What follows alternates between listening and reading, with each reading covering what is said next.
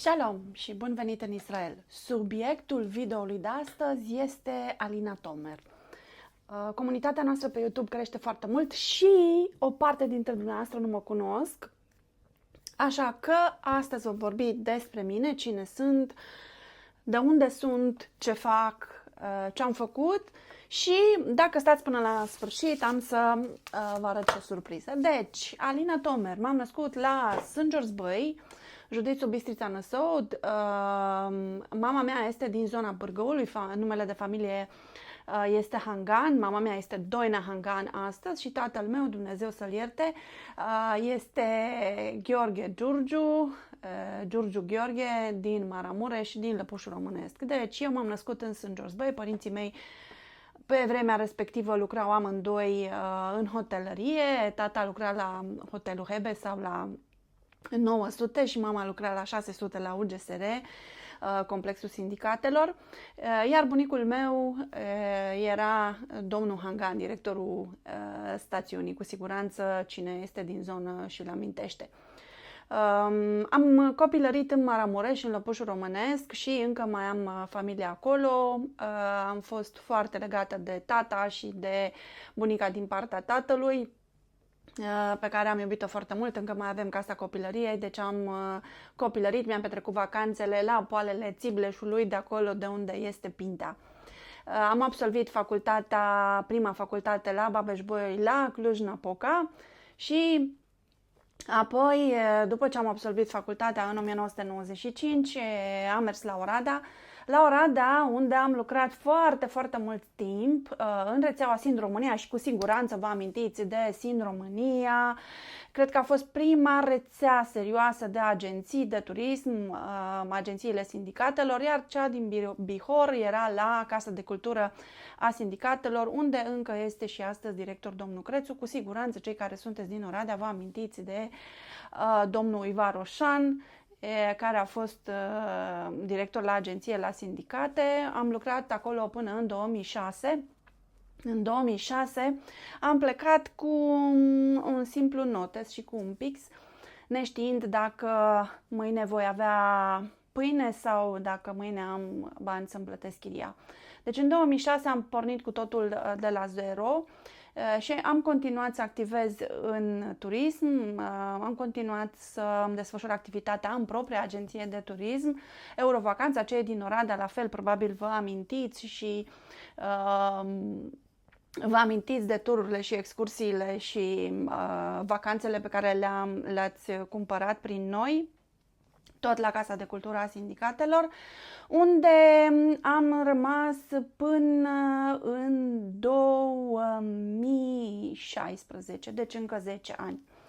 În această perioadă am un master în științe economice la facultatea din Oradea și mi-am continuat specializarea pe turism, mi-am luat și licența de ghid și am făcut foarte multe tururi și excursii în ultima parte a timpului am lucrat și cu Ioana Chioran, dacă mai țineți minte, și pe ea care astăzi s-a întors la Alba. Deci, dragii mei, cam acesta a fost parcursul meu până în 2016. În 2016 am dat examen și am lucrat am fost un an de zile la București și apoi reprezentantul României la Tel Aviv. De altfel m-am îndrăgostit de Israel în 2009, atunci când mi-am întâlnit și soțul și când am venit pentru prima dată în Israel. În 2016 am venit ca reprezentant al României la Tel Aviv, biroul de turism extern, însă toată povestea n-a durat foarte mult pentru că, din păcate, știți cum e când iei un profesionist din câmpul muncii și îl duci într-un birou, e puțin mai greu pentru că, din păcate, viața a fost de așa natură și felul meu de a fi de așa natură încât n-am fost genul de yes man și, din păcate, odată ce am ajuns la Tel Aviv, am primit un răspuns dezolant și anume acela că nu era buget pentru biroul extern al României de la Tel Aviv, așa că asta e, așteptăm rectificarea de buget. Bun. Răspunsul meu a fost că am plecat, mi-am dat demisia, m-am întors în România și mi-am recuperat banii investiți printr-un proces cu ministerul. Da, deci asta a fost experiența mea cu Ministerul Turismului. Din păcate mi-am închis în momentul respectiv biroul din Oradea, n-am mai activat și este și momentul în care din nou am pornit de la zero și mi-am promis mie însumi că voi face doar ceea ce iubesc. Este și momentul în care am rămas doar cu ghidajul, iar în 2017 am venit în Israel. De altfel am început atunci colaborarea cu Carpathon și am dezvoltat produsul lor de turism pe destinația Israel. Eu lucram deja pe destinația Israel din 2009, de când am venit în Israel.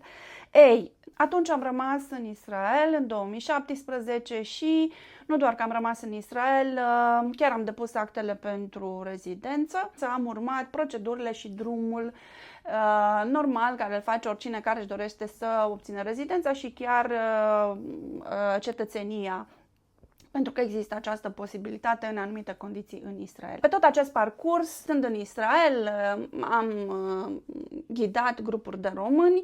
N-am apucat să lucrez foarte mult pentru că a venit imediat COVID-ul. În Israel COVID-ul a fost 2 ani și jumătate, perioada în care mi-am luat licența de ghid.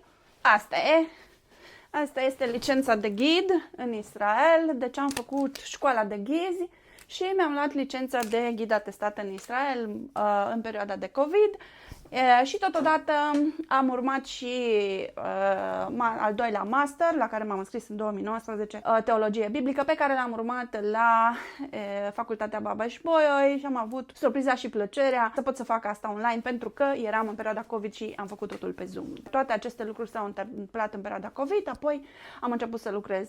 Însă, așa cum știți deja și poate îl cunoașteți pe soțul meu, în toată această perioadă de carieră în turism, evident că am cunoscut și mă cunosc sute de mii de oameni pe care i-am trimis în excursii reușite și cu care am călătorit în Israel, zeci de mii de oameni și cu toții îl cunoașteți și pe Tomer David, actualul meu soț. Deci noi am depus documentele pentru cetățenie în 2019 și, surpriză, asta este, de fapt, surpriza despre care vreau să vă vorbesc. Astăzi este 18 iunie, momentul în care este și ziua mea de naștere, ziua noastră de naștere este și ziua lui.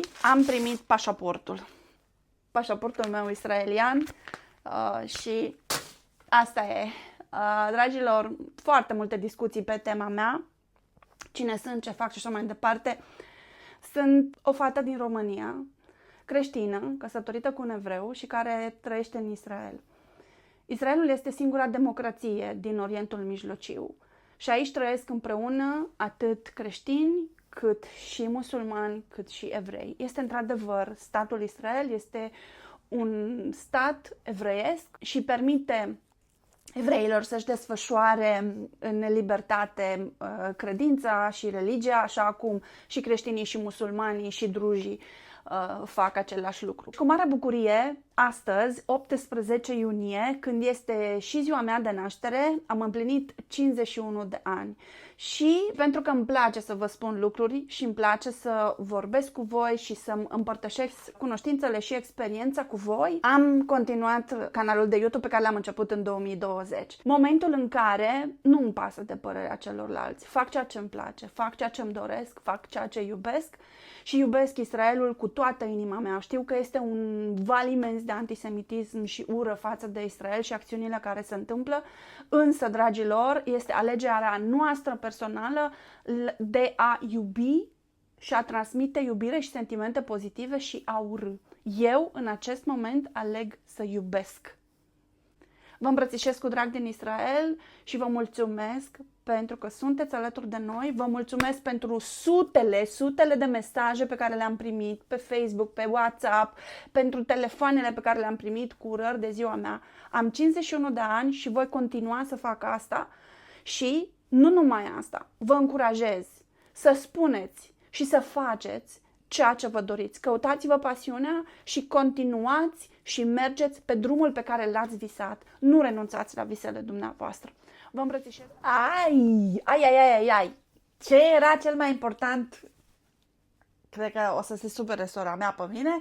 Deci, sora mea este Simona. Simona Giurgiu, Simona Ferraru astăzi, care este în Irlanda. Și nu puteam să închei materialul fără să o menționez și pe ea. Te iubesc mult, mult, mult, Simo. Uite aici o inimioară pentru tine. Te iubesc și pe tine și pe Andrada, nepoata mea. Bye!